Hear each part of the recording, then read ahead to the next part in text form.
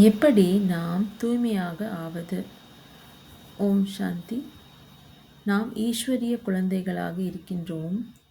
நாம் தினமும் ஸ்ரீமத் படி நடந்து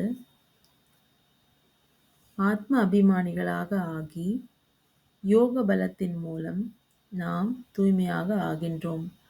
கல்ப கல்பமாக சங்கம யுகத்தில் நாம் தூய்மையாக ஆகின்றோம்.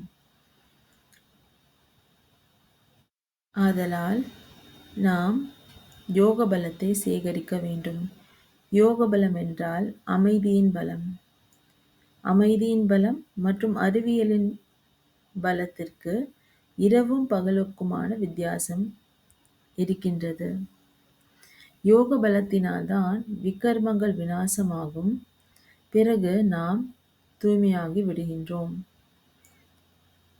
ஏனென்றால் இப்பொழுதுதான் வருகின்றார். அவர் 5000 ஆண்டுகளுக்கு பிறகு இப்பொழுது ஒரு முறைதான் இங்கே வருகின்றார். நாம் அவரை நினைவு செய்ய வேண்டும். நாம் தெய்வீக குணங்களை தாரணை செய்ய வேண்டும். நாம் படிப்பை சீராக, அதாவது பக்குவமாக படிக்க வேண்டும். ஏனென்றால் தானம், புண்ணியம், ஈஸ்வரன் பேரில் செய்பவர்கள் அவர்களுக்கு ஈஸ்வரனோ அடுத்த பிறவியில் பலனை ஒரே பிறவியில் தந்துவிடுகின்றார். அப்படி யாரோ ஒருவர்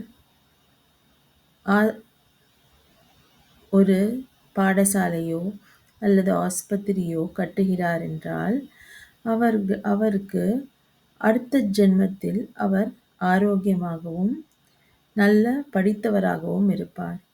ஆகையால் இந்த புண்ணியங்கள், தான தர்மங்கள் அடுத்த ஒரு பிறவியில் வந்து சேருகின்றது. ஆனால் தந்தையோ 5000 ஆண்டுகளுக்கு பிறகு இப்பொழுது ஒரு முறைதான் இங்கே வருகின்றார். சொர்க்கத்திற்கு அவர் வருவதில்லை. நாம் ஆதலால் அவரை அன்போடு நினைத்து நமது பாவ கர்மங்களை முடித்துவிட வேண்டும் மற்றும் தூய்மையாக ஆகி அவரின் வழிப்படி நடந்து தூய்மையாக ஆக வேண்டும். அவரோ எதையுமே எடுத்துக்கொள்வதில்லை. அவர் அனைத்தையும் குழந்தைகளுக்கு தான் கொடுக்கின்றார். நாம் கொடுக்கும் அனைத்துமே குழந்தைகளுக்கு தான் செல்கின்றது. அவரோ ஒன்றுமே வைத்துக் கொள்வதில்லை. ஓம் சாந்தி.